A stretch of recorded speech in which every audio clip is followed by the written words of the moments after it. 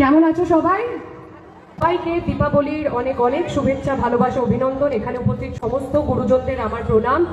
আর যারা যারা আমার সমবয়সী আর খুদে খুদে বন্ধুরা যারা আমার আছে এখানে, তাদের সবাইকে অনেক ভালোবাসা।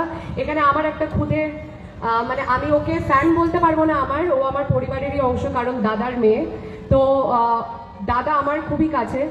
দাদার পলিটিক্যাল জানি আমি আমি যদি খুব ভুল না হই, আমি এখানে বোধহয় এসেছিলাম প্রচারে, আর এই মঞ্চেই আমি দাঁড়িয়ে কথা বলে গেছিলাম। তো হ্যাঁ, আমারও এখানে আসার পর দেখে সবটা মনে পড়ছে। তো আমি এটাই বলবো যে মানে ও পাশে দাঁড়ালে আমি বুঝতে পারি না আমার কথা কেউ শুনতে চায় না ওর কথা, কারণ ওর কাছে মাইক গেলেই লোকে ওর কথাই শুনবে। ও এত ভালো বক্তা এখনই এই বয়সে। তো তোমাদের সবাইকে মায়ের কাছে এটাই প্রার্থনা যে তোমরা সবাই ভালো থাকো, সুস্থ থাকো, সবাইকে ভালো রাখো। আমরা সারাটা বছর পরিশ্রম করি, ছবি তৈরি করি শুধু তোমাদের মুখে হাসি আর তোমাদের চোখে এই ভালোবাসার সম্মানটুকু পাওয়ার জন্য। আর যেটা যখন আমরা পাই সরাসরি এরকম সামনে এসে, এটা আমাদের কাছে একটা অ্যাওয়ার্ড পাওয়ার থেকেও অনেক বেশি গুরুত্বপূর্ণ। কিছু টাকার জন্য সবাই শো করতে যেতে পারে, কারণ টাকা সবার দরকার, কিন্তু রোজগারের কথা না ভাবলেও আজকে আমি বহরমপুর এসেছিলাম একটা অন্য কাজে, জিয়াগঞ্জে।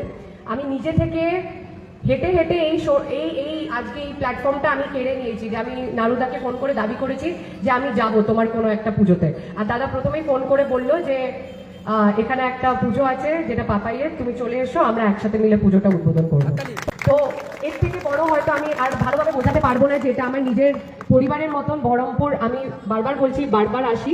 আর 3.5 ঘন্টা জার্নি, এখন রাস্তা এত ভালো হয়ে গেছে আমাদের সরকারের দ্বারা যে আমার যেটা 5 ঘন্টা আগে লাগতো এখন সেটা 3.5 ঘন্টা আমি পৌঁছাচ্ছি। তো আমার নিজের বাড়িতে কালকে পুজো, আর আমি আমার পুজো তোমাদের দিয়ে শুরু করলাম। সবাই ভালো থেকো, বড় পর্দায় দেখা হচ্ছে খুব তাড়াতাড়ি। Thank you so much. পুরস্কার যেটা আমি নিয়ে কলকাতা ফিরবো আজকে।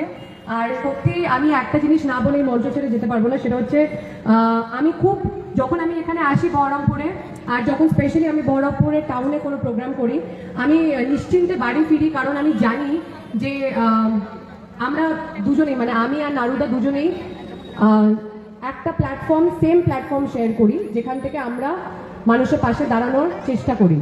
আমি বলবো না এটা পলিটিক্স, একদমই না, আর আজকের মঞ্চটাও তা নয়। আর আমি একটু পলিটিক্যাল বক্তব্য রাখা থেকে একটু থাকি, আমি নিজের মতন করে কথা বলি।